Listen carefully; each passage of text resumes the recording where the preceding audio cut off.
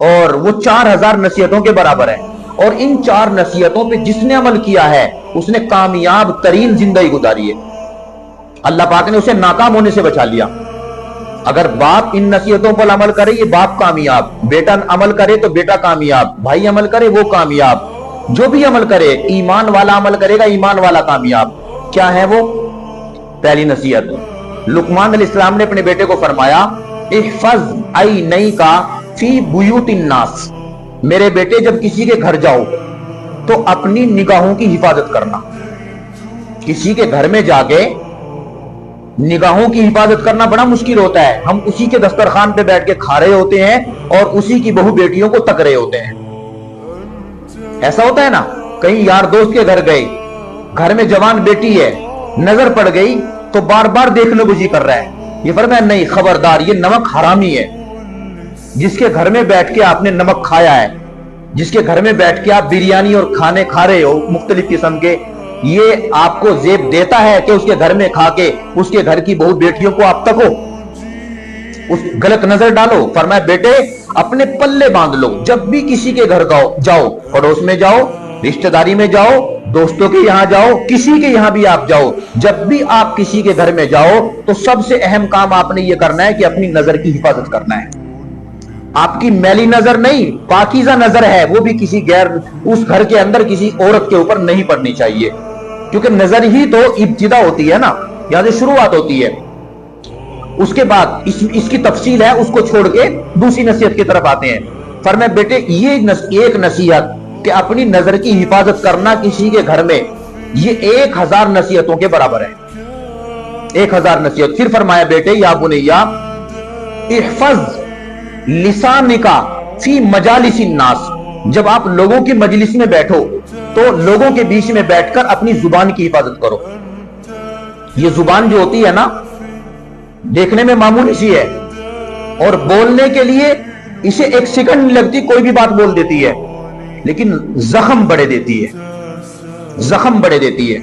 سب سے زیادہ تکلیف انسان اگر کسی عضو سے دوسرے انسان کو پہنچاتا ہے تو وہ زبان ہے۔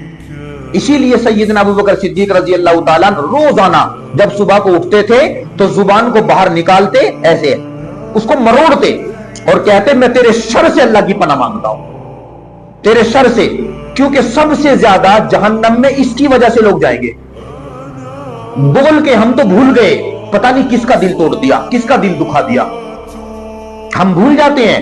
کسی نے کہا جراحات السنان لہل تیام ولا یلتام ما جرح اللسان، اس کا ترجمہ کیا چھری کا تیر کا تلوار کا گھاؤ تو بھرا، چھری سے تیر سے تلوار سے جو گھاؤ لگے گا وہ بھر جاتا ہے، چھری کا تیر کا تلوار کا گھاؤ تو بھرا، لگا جو زخم زباں کا رہا ہمیشہ ہرا۔ زبان سے جو زخم لگتے ہیں نا، زندگی گزر جاتی ہو، وہ زخم بھرتے نہیں ہے۔ کیسے بچے اپنے ماں باپ کو کچھ بھی بول کے دل توڑ دیتے ہیں، زخمی کر دیتے ہیں، کہتے ہیں تم نے ہمارے لیے کیا کیا ہے۔ اولاد جب ماں باپ کو یہ بولتی ہے تو زمین بھی کانپتی ہے، اللہ کا عرش بھی کانپتا ہے۔ جس ماں باپ کا مقام اللہ پاک نے اتنا اونچا رکھا ہے کہ آپ نے دیکھو 1 لاکھ روپے لگا کے عمرہ کیا، کوئی گارنٹی نہیں دے سکتا کہ آپ کا عمرہ مقبول ہے۔ 4-5 لاکھ روپے لگا کر آپ نے حج کیا، کوئی نہیں کہہ سکتا کہ میرا حج قبول ہو گیا، لیکن آپ نے اپنے گھر میں رہ کر محبت کے ساتھ میں 1 مرتبہ اپنے ماں باپ کو دیکھا مسکرا کر، میرے اور آپ کے نبی نے فرمایا آپ کو 1 مقبول عمرے کا اور 1 مقبول حج کا ثواب مل گیا، 1 روپیہ خرچ نہیں ہوا۔ کیوں بھائی؟ آپ کتنی مرتبہ صبح سے لے کے شام تک حج عمرے کا ثواب کما سکتے ہو؟ آپ نے 10 مرتبہ محبت سے ماں باپ کو دیکھ لیا، 10 مرتبہ آپ نے محبت سے ماں باپ پر نظر ڈال دی تو آپ نے 1 دن میں 10 مقبول عمرے کا اور 10 مقبول حج کا ثواب کما لیا۔ کتنا آسان تھا۔ چنانچہ علماء نے یہاں تک لکھا ہے کہ خانے کعبے کی ایک دیوار میں حجر اسود لگا ہوا ہے، آپ اس کو جانتے ہیں، اس کو چومنے سے گناہ معاف ہوتے ہیں، وہ گناہ کو چوس لیتا ہے۔ علماء نے لکھا ہے اگر کسی جوان العمر بیٹے نے اپنی ماں یا اپنے باپ کے قدموں کو بوسہ دے دیا محبت سے تو اللہ تعالیٰ ایسے گناہ معاف کر دیتے ہیں جیسے حجر اسود کو چومنے سے گناہ معاف ہوتے ہیں۔ ساری زندگی ماں باپ گزار دیتے ہیں اپنی اولاد کو پالنے پوسنے میں، اور بڑھاپے میں ملتا کیا ہے؟ آپ نے ہمارے لیے کیا کیا ہے۔